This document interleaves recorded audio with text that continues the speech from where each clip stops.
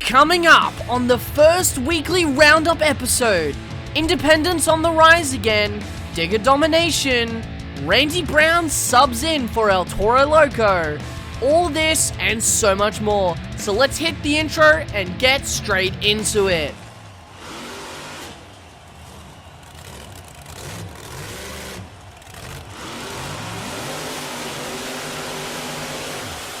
Be sure to subscribe and crush that notification bell for more Monster Truck content. Welcome to a new series and/or segment called Weekly Roundup, where we take a look at the results from last weekend, statistics, and in general just give a brief recap from the last weekend of action. I'm your host, Jackson Morris, and let's jump straight into this recap. Let's start with the Arena Championship Series East. Heading into North Charleston, excitement began to build even before the show started, when Brandon Toro showed off this beautiful blue Bad News Travels Fast body. Even more interesting was the announcement that due to Armando Castro being sick and unable to drive, former Gravedigger driver Randy Brown would take Armando's place and drive El Toro Loco for the weekend.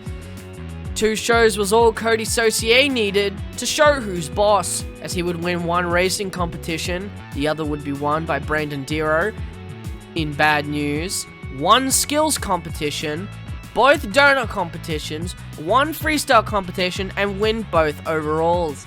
This amazing performance has him placed in first on the East Series standings with 55 points. Not far behind him is the newest addition to the Gravedigger fleet, Weston Anderson. In his first weekend driving a monster truck, Weston would win his first skills challenge win and his first freestyle.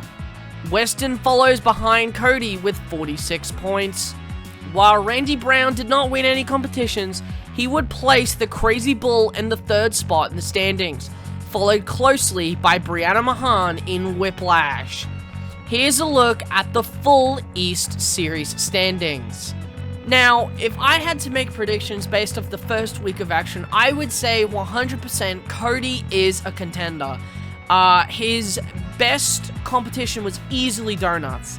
He had an average score of a 9.197. It's the 3rd best donut average for the first weekend. That includes the drivers on West and Central. If Armando returns to the seat, I can easily see him on the top spot. I can even see Weston. Weston, to me, he needs to step it up a little bit more, but I can kind of understand that considering it's his first full season. So I'm very aware that, he'll eventually get there. I think Weston really has that ability. And to be honest, same goes with Brianna Mahan. Brianna, she didn't really have, I hate to say it, but she didn't really have a good weekend. I think she'll start to pick it up, and honestly, those 4 fellow drivers, Cody, Armando, Weston, and Brianna, they're easily going to be fighting for that top spot.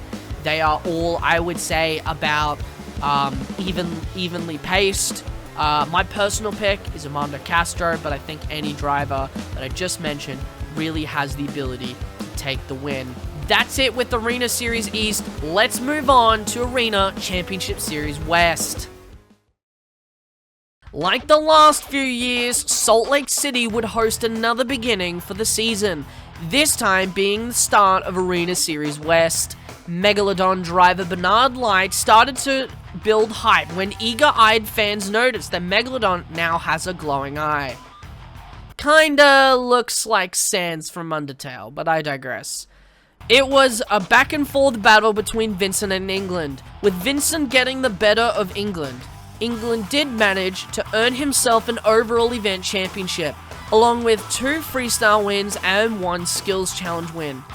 In the midst of Vincent and England's growing rivalry and an unlikely final round race between Miranda Kozad in Scooby-Doo and Brad Allen would have the fans on their feet. A very big surprise for the very first show of their tour. Miranda would go on to take that racing win. Then it would be Bernard Light to get his turn at dispersing England and Vincent, winning the donut competition at Show 3. Here are the final standings exiting Week 1. Brandon Vincent leads with 114 points, followed behind Tristan England with 106. Dave Alfert in third with 80. Bernard Light with 72. Miranda Kozad with 68. Travis Murray with 50. Brad Allen with 37. And Kalen Miguez with 32. Now, to me, the winner of this series is a bit more easier to predict. I think that Brandon Vincent and Tristan England will swap that lead between those, but definitely a dark horse is Dave Alfert in Jurassic Attack. He's a fantastic driver. He knows what he's doing. Again, he didn't really have a solid season. I expected him to maybe take a surprise win, but that to me was Bernard. Bernard, I think, is actually on point with Dave, but I think definitely this series will be won by either Brandon and Tristan. And I can assure you, if one of those, or both of those two drivers mess up, it's going to be Alfert and Light. And hell, even Murray, Miguez, and Kozad could be up there. It's just a matter of whether or not Tristan and Brandon can keep that pressure under control and not let it get to them. Now we move our attention to Arena Championship Series Central. Probably the most equally competitive arena series for this year, Baltimore was the battlegrounds for the beginning of Arena Championship Series Central. In the first show, it was a back and forth between Blake Granger and Max D and Kristen Anderson in Gravedigger. Granger would take the racing and skills win for show 1, while Anderson would take donuts, freestyle, and the overall event championship. Probably the most surprising of the weekend was John Zimmer Jr., who dominated show 2, winning everything but freestyle and claiming his first ever overall event championship. Zimmer Jr. would then win the overall for the next show as Elvis Linez inserted his name into the championship picture after having problems in the first 2 shows. The championship standings are as follows. Kristen in first with 98 points. 10 points behind Kristen is Tony Oakes with 88. 10 points behind Tony is Zach Garner with 78. Zimmer Jr. takes 4th with 76. Followed by Blake Granger with 70, Elvis Linez with 49 points, and Mark Hall and Kurt Kramer take 7th and 8th place in the standings. Now, I know it would have been a disappointing weekend for Elvis. I could easily tell. Elvis just had truck problems. I don't know what was going on. Truck was not 100%. He missed out in the first 2 shows, so that really has hurt him in the standings. I still think with his phenomenal performance in 2021, he will take the series lead. He has a lot of catching up to do because you have people like Zimmer Jr., Zach Garner, all of those guys. Hell, even Kristen, Tony, Blake, they are going to be up there. They already have the points. So Elvis pretty much has to dominate the rest of it. And this series is very even with its competitive levels. So personally, I think the winner of this series is going to be Elvis, but Elvis has to work his tail off in order to get there. It'll be hard to take away the freestyle win from Kristen in Gravedigger. Her average freestyle score from week 1 alone is a 9.738. That's a huge number, and if that doesn't impress you, I don't know what will. I think Kristen is going to be tough to beat in freestyle, especially driving that black and green wrecking machine. Now it's time to briefly recap the non-points arena show in Milwaukee for Stadium Championship Series Red. I'll keep the summary short and sweet since this event isn't for points. Despite the fact this was a non-points arena show, you would think the action wouldn't be terribly good. Think again. In fact, I would go as far to say that it's one of the better arena shows in recent memory. Milwaukee's Fiserv Forum would host the likes of Adam Anderson, Tom Meents, Mark List, Cynthia Gauthier, just to name a few. While not being for points, the show still proved to be incredibly competitive, as for the first show was completely dominated by Adam Anderson. Then, shows 2 and 3 would be constantly traded around between Mark List, Tom Meents, and Adam Anderson. Notable victories include Cole Vernard winning racing from Show 2, Mark Liss winning the overall event championship at Show 2, along with adding a Skills and Donut win to his track record, and Meents adding the same, albeit not an overall event championship. Again, this show wasn't for points, so I'll save the next segment to talk about this show in more detail. And finally, we move to Oakland for the beginning of Stadium Championship Series Yellow. The all-new paperclip racing style was in full effect and ready for the monsters to tear it up. Even before the show had started, we saw Tyler Menninger almost roll the 40th anniversary Gravedigger over, but he did manage to save it in spectacular fashion. Then the night of surprises continued as Charlie Porkin would shock the world by taking his first racing win of the season. Tyler Menninger would then go on to win Skills, Freestyle, and the overall event championship. As for Show 2, Ryan Anderson would regain his mojo, winning Racing, Skills, and the overall event championship. Menninger would go 2 for 2 in Freestyle in Oakland by winning that as well and snapping Ryan's perfect streak of wins. Tyler would place himself at the top of the standings with 59 points. Ryan Anderson and Camden Murphy follow closely behind with 54 points. Here is the rest of the standings.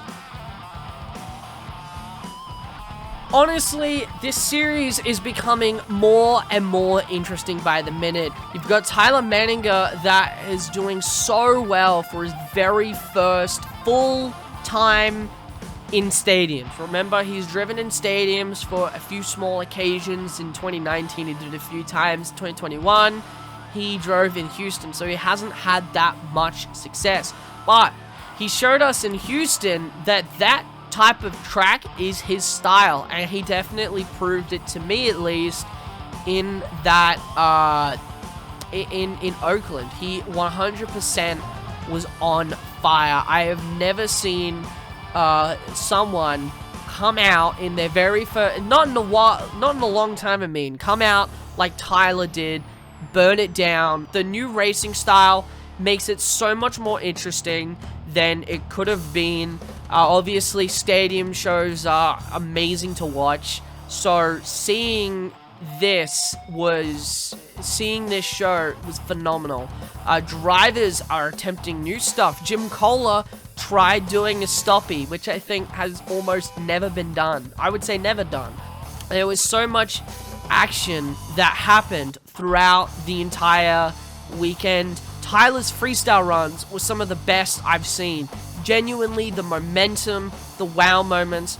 Ryan, I feel like, has a guy that's on his level. There were drivers that he would compete against that was on Ryan's level, but not to this extent. Tyler really is going to have to put up a fight. I still think Ryan may get the better of Tyler. I think Tyler has a lot of nerves coming into it, but Tyler is going to be a huge threat in freestyle. I think it's going to be a constant back and forth between Ryan and Tyler. But don't forget, guys like Camden Murphy, Barry Musawa, Charlie Porkin, if one of those guys is slacking, like the first racing competition, one of those guys could easily take that win. Corey Rummel is a huge dark horse. He made it to the finals both nights. I think he 100% really is going to be a threat to watch. So you'll have to make sure you watch the rest of the tour play out, because it's going to be good. Now, before we end off today's first edition of the Weekly Roundup, let's see where each tour is visiting this weekend. Stadium Tour Red will be in San Antonio's Alamodome on January 15th to 16th. Then, Stadium Tour Yellow will head to San Diego's Petco Park, also on the 15th and 16th. As for arenas, Arena Series West will visit one of my favorite stops, which will be the Tacoma Dome in Tacoma, January 14th to 16th. Kansas City will see Arena Series Central, also on the 14th through till the 16th at the T-Mobile Center. And finally, Arena Series Central will visit the Greensboro Coliseum at Greensboro, North Carolina, January 15th and 16th. And our final segment, to me, is one of my favorites. This is the highlight reel.